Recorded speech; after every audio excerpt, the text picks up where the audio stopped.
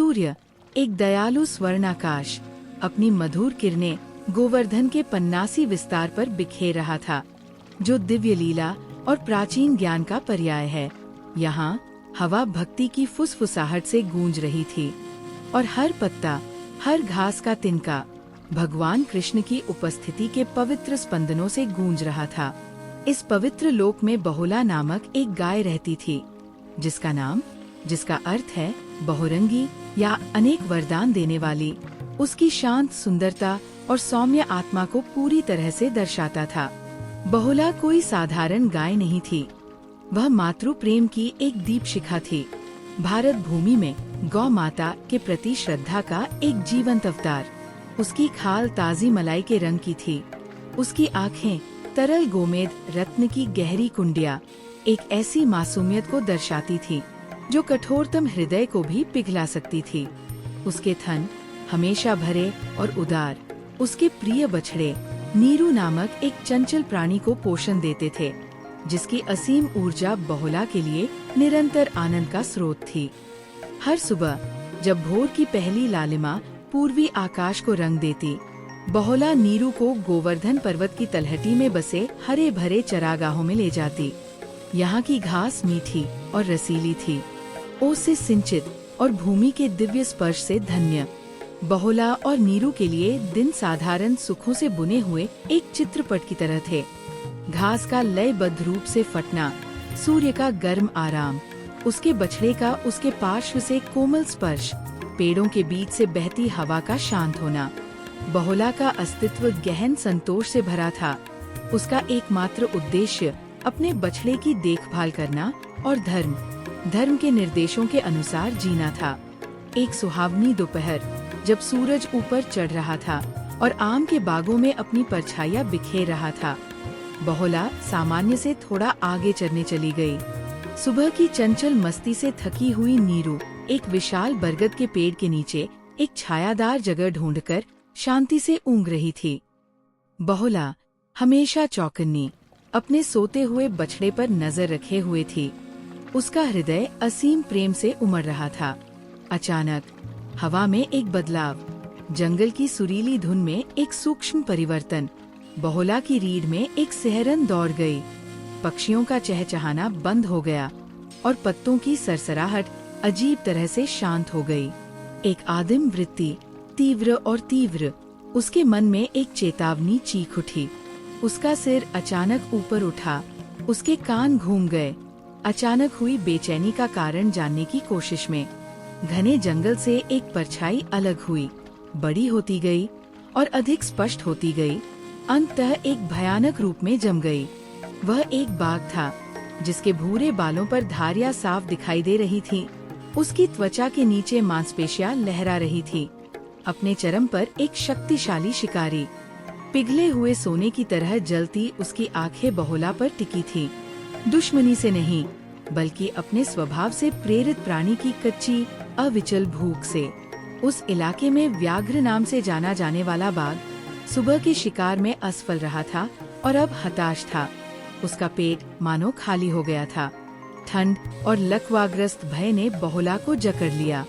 उसका भव्य शरीर, जो आमतौर पर इतना सुडौल होता था, बेकाबू होकर कांप रहा था। उसका पहला विचार एक प्रचंड प्रवाह नीरू का था। उसका बछड़ा इतना कमजोर, इतना आश्रित। उसकी सहज प्रवृत्ति उसे भागने के लिए, जितनी तेज उसके पैर उसे ले जा सकते थे, दौड़ने के लिए चीख रही थी। लेकिन एक माँ का दिल मौत के सामने भी अपने बच्चों को प्राथमिकता देता है। वह एक पल के लिए भी नीरू को कैसे छोड़ सकती थी? बाघ ने उसके डर को भांपते हुए धीरे धीरे सोच समझकर एक कदम आगे बढ़ाया। उसकी पूंछ नीचे की ओर हिल रही थी। उसकी छाती में एक धीमी गड़गड़ाहट गूंज रही थी, एक ऐसी आवाज जो धरती में गूंज रही थी। बहुला ने खुद को संभाला। उसकी सांसें गले में अटक रही थी।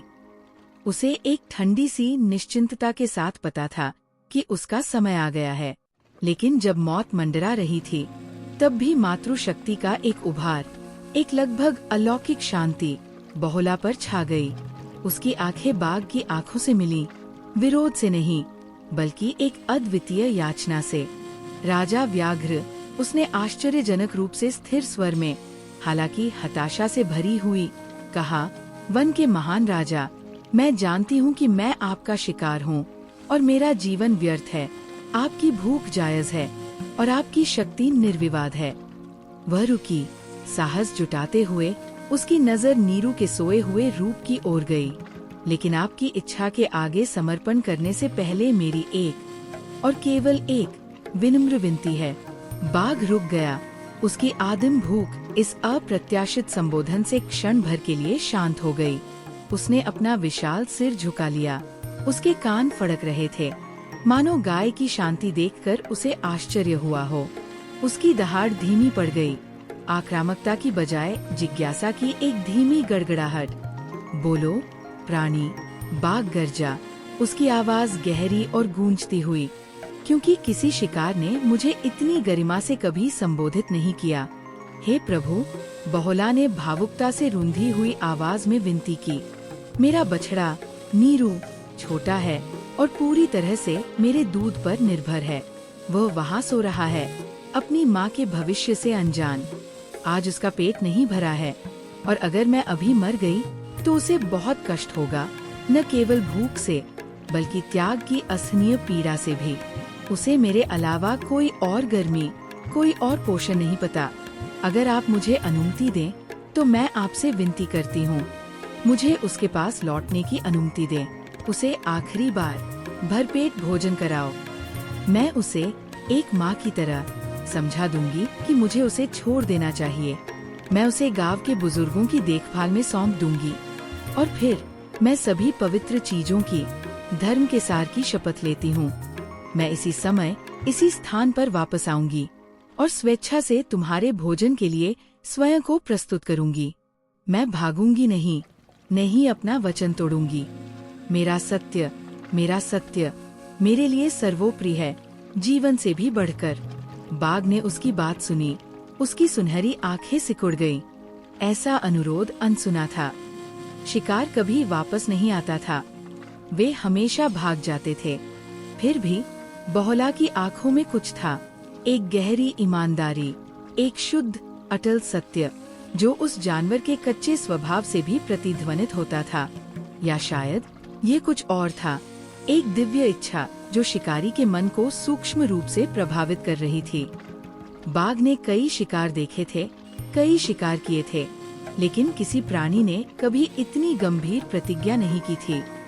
बाघ के मन में एक अजीब विचार कौंधा, क्या होगा अगर यह गाय किसी और के विपरीत वास्तव में अपने वचन का सम्मान करे?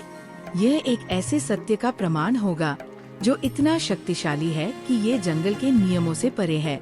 एक अजीब प्रतिज्ञा। गाय, बाघ अंततः बोला। उसकी आवाज में अविश्वास और अनिच्छा से सम्मान का मिश्रण था। ऐसा सत्य दुर्लभ है, मनुष्यों में भी। लेकिन ये जान लो, अगर तुम वापस नहीं लौटे तो मेरा बदला तेज और भयानक होगा। मैं इन चरागाहों की हर गाय का तब तक शिकार करूंगा जब तक तुम्हें ढूंढ न लूं।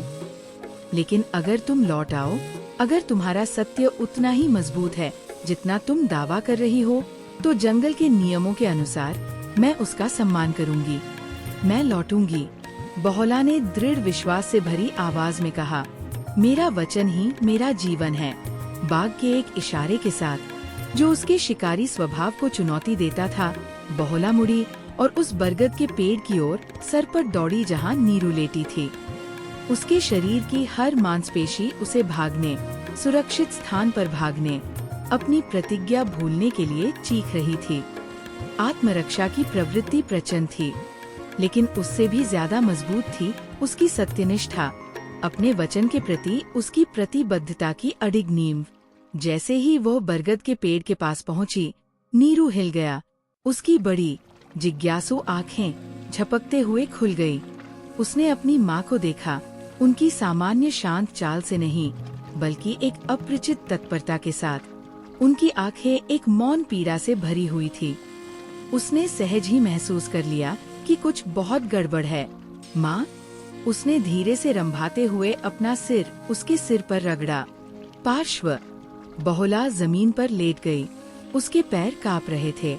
नीरू ने तुरंत उसके थनों को ढूंढा। उसका छोटा सा थूथन दूध के लिए उकसा रहा था।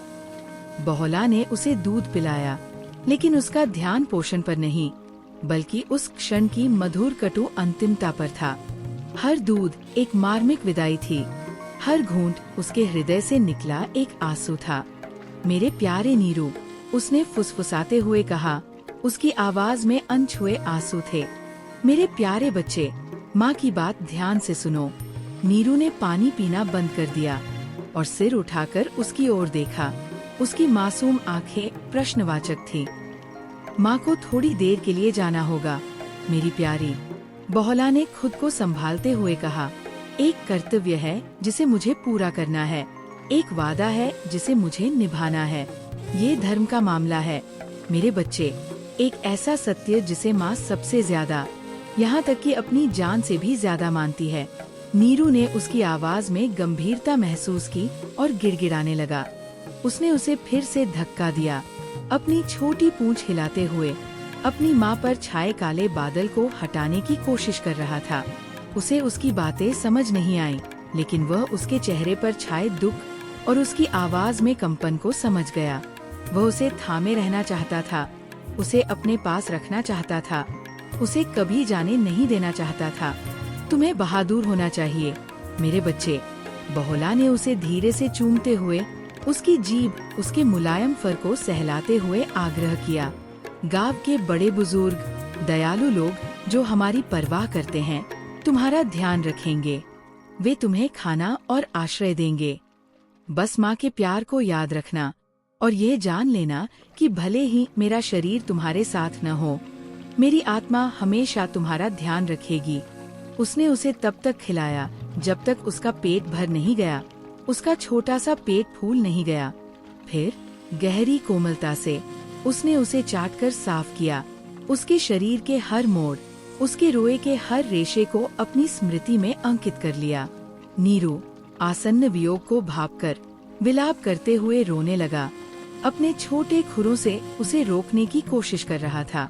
उसकी मासूम चीखें बहुला के दिल को चीर रही थीं। हर आवाज एक ताज़ा घाव थी। अपने बच्चे को छोड़ना, ये जानते हुए कि ये आखिरी बार है, उसके लिए सबसे कठिन काम था। लेकिन उसकी प्रतिज्ञा, बाघ से किया गया उसका पवित्र वादा, उसकी पीड़ा से भी ज्यादा प्रज्वलित था। धर्म ने पुकारा और सत्य की प्रतिमूर्ति बहुला डगमगा नहीं सकी।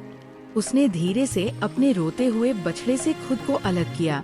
उसकी आंखें आंसुओं से भरी हुई थीं और भारी मन से वह मुड़ी और धीरे धीरे सोच समझकर उस स्थान की ओर वापस चलने लगी जहां बाघ इंतजार कर रहा था। वापसी का सफर घर की भागदौड़ से कहीं ज्यादा लंबा लग रहा था। हर कदम उसकी आत्मरक्षा की स्वाभाविक प्रवृत्ति और सत्या के प्रति उसकी अटूट प्रतिबद्धता के बीच एक संघर्ष था। उसके मन में नीरू की उदास सिसकियां, उसकी विनती भरी आंखें, उससे लिपटने की उसकी बेताब कोशिशें बार बार घूम रही थी। संदेह, तेज और कपटी, उसके संकल्प में घुसने की कोशिश कर रहा था। वापस क्यों लौटना? कौन जाने, कौन उसकी सच्ची निंदा करेगा?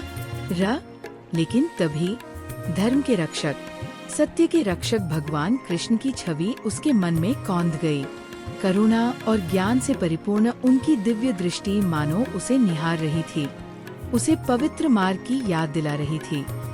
उसकी प्रतिज्ञा केवल बाघ के प्रति नहीं थी, यह ब्रह्मांड के प्रति, सत्य के मूल सिद्धांत के प्रति एक प्रतिज्ञा थी। इसे तोड़ना न केवल स्वयं के प्रति बल्कि ईश्वरीय व्यवस्था के प्रति भी विश्वासघात करना होता। दृढ़ निश्चय बहुला आगे बढ़ी, उसके कदम हर गुजरते पल के साथ दृढ़ होते गए। इस बीच मैदान में बाघ प्रतीक्षा कर रहा था। सूरज ढलने लगा था, जंगल के तल पर लंबी नाटकीय परछाइयां डाल रहा था। व्याघ्र ने गाय के वादे को एक चाल, भागने की एक हताश विनती समझकर खारिज कर दिया था। उसने तर्क किया कि कोई भी प्राणी स्वेच्छा से अपने विनाश की ओर नहीं लौटेगा। फिर भी जैसे जैसे मिनट एक घंटे में बदलते गए, उसके भीतर एक अजीब सी प्रत्याशा की भावना हिलोरे लेने लगी। उसके शिकारी हृदय के लिए अजनबी आश्चर्य की एक छोटी सी लहर बनने लगी। क्या वह सचमुच इतनी सच्ची हो सकती है? फिर ढलती रोशनी में उसने उसे देखा। पेड़ों के बीच से एक क्रीम रंग की आकृति उभर रही थी, स्थिर, उद्देश्यपूर्ण ढंग से उसकी ओर बढ़ रही थी। उसकी चाल में कोई झिझक नहीं थी, उसकी आंखों में कोई उड़ान नहीं थी, बस एक शांत गरिमा और एक अटल संकल्प था। विस्मय, ठंडा और तीखा, बाघ की शिकारी प्रवृत्ति को भेद रहा था। उसने पहले कभी ऐसा अटल सत्य, किसी वचन के प्रति ऐसी निडर निष्ठा नहीं देखी थी। बहुला सीधे उसके पास आई और कुछ कदम दूर रुक गई। उसकी आंखों में हालांकि अभी भी गहरी उदासी झलक रही थी, कोई डर नहीं था। उसने अपना सिर थोड़ा नीचे कर लिया। ये समर्पण का नहीं, बल्कि अपनी पवित्र प्रतिज्ञा को पूरा करने की तत्परता का संकेत था। हे प्रभु व्याघ्र, उसने स्पष्ट और स्थिर स्वर में कहा, मैं अपने वादे के अनुसार लौट आई हूँ। मेरे बछड़े को खाना खिला दिया गया है और गांव की देखभाल के लिए सौंप दिया गया है। मेरा वचन पूरा हो गया है। अब मैं तैयार हूँ। आप आगे बढ़ सकते हैं। उसने अपनी आंखें बंद कर ली और खुद को पूरी तरह समर्पित कर दिया। बाघ घूर रहा था। उसकी सुनहरी आंखें अविश्वास और गहरे सम्मान के मिश्रण से चौड़ी हो गई थी। कुछ क्षण पहले उसके पेट को कुतरती हुई कच्ची भूख गायब हो गई। उसकी जगह एक ऐसे विस्मय ने ले ली जो उसके आदिम स्वभाव से परे था। ये सिर्फ एक भोजन नहीं था, ये शुद्ध धर्म का प्रकटीकरण था, सत्य की शक्ति का एक जीवंत प्रमाण। वह एक सहज वृत्ति से प्रेरित पशु ऐसी अद्वितीय पवित्रता को कैसे निगल सकता था? जैसे ही बहुला वहाँ खड़ी थी, अपने अंत के लिए तैयार, एक जादुई परिवर्तन मैदान में लहरों की तरह फैलने लगा। एक चकाचौंध करने वाली रोशनी, चांदनी से भी कोमल लेकिन दोपहर के सूरज से भी ज्यादा तेज, बाघ के रूप से निकल रही थी। धारियां झिलमिलाती और विलीन होती प्रतीत हुई। भयंकर पंजे पीछे हट गए और भयावह दहाड़ एक मधुर ध्वनि में बदल गई। बहुला की विस्मित आँखों के सामने बाघ का रूप बदला, फैला और फिर सघन हो गया। अब वह एक शिकारी जानवर नहीं, बल्कि एक तेजस्वी सौंदर्य की आकृति बन गया। उसके सामने दिव्य कृपा की आभा बिखेरते हुए स्वयं भगवान कृष्ण खड़े थे। उनके मुकुट में मोर पंख सुशोभित था और वे अपनी दिव्य बांसुरी लिए हुए थे। उनके नेत्र बहुला के समान ही दयालु तरल गोमेद रत्न जैसे असीम प्रेम और प्रशंसा से उसे निहार रहे थे। बहुला श्रद्धा से घुटनों के बल गिर पड़ी और हांफने लगी। एक चमकती हुई चमक में उसे समझ आ गई, यह कोई साधारण बाघ नहीं था। ये एक दिव्य परीक्षा थी, एक ब्रह्मांडीय लीला जो स्वयं भगवान ने उसके हृदय में स्थित गहन सत्य और भक्ति को प्रकट करने के लिए रची थी। बहुला, मेरी प्रिय भक्त, भगवान कृष्ण की वाणी उस खुले मैदान में गूंज उठी। एक ऐसी ध्वनि जो किसी भी संगीत से मधुर, किसी भी सागर से गहरी थी। उठो पवित्र आत्मा, मैं तुम्हारे सत्य धर्म के प्रति अटूट निष्ठा, तुम्हारे असीम मातृ प्रेम और अपने वचन के प्रति तुम्हारी निस्वार्थ भक्ति से अत्यंत प्रसन्न हूँ।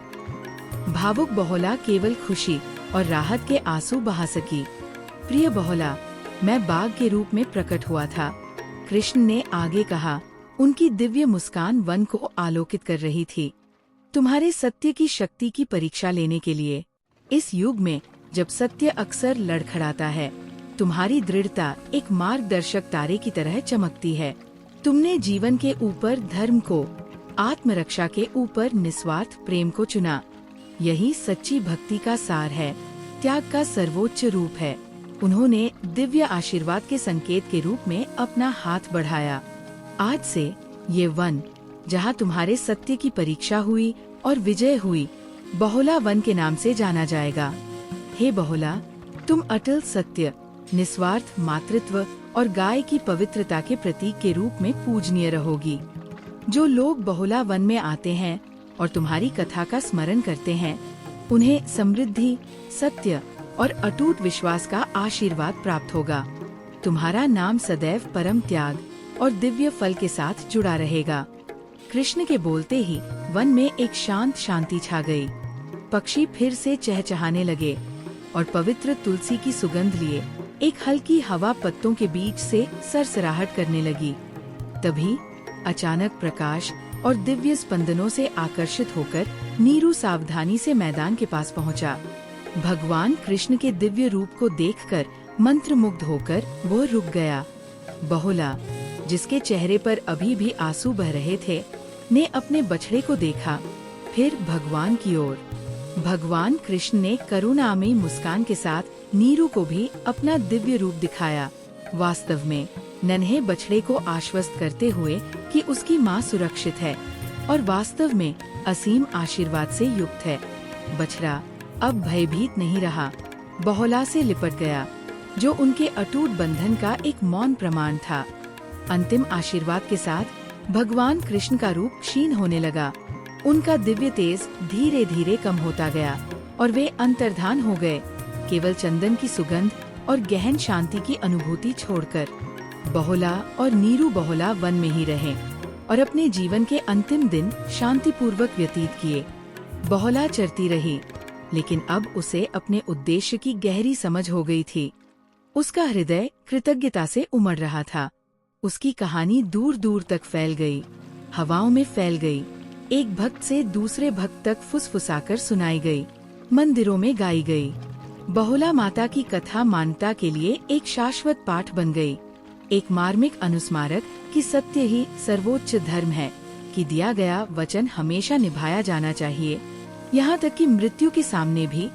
और यह कि निस्वार्थ प्रेम, विशेष रूप से मातृ प्रेम, एक दिव्य शक्ति है। इसने गौ माता की पवित्रता को और पुष्ट किया, गाय को न केवल दूध देने वाली बल्कि त्याग, पवित्रता और धर्म के सार के रूप में भी प्रतिष्ठित किया। आज भी तीर्थयात्री पवित्र गोवर्धन पर्वत की परिक्रमा करते हुए बहुला वन जाते हैं। वे उस स्थान पर रुकते हैं जहां बहुला के सत्य की परीक्षा हुई थी और उनके अटूट संकल्प और उन्हें प्राप्त हुई ईश्वरीय कृपा पर चिंतन करते हैं। उनकी कथा एक प्रकाश स्तंभ के रूप में कार्य करती है, जो धर्म के मार्ग को प्रकाशित करती है और सभी को याद दिलाती है कि सच्ची सच्चाई और निस्वार्थता को ईश्वर द्वारा सदैव पहचाना और अंततः पुरस्कृत किया जाता है। अटूट सत्य की गौमाता बहुला माता की आत्मा लाखों लोगों को प्रेरित करती रहती है। उनकी शांत वीरता युगों युगों से गूंजती रही है।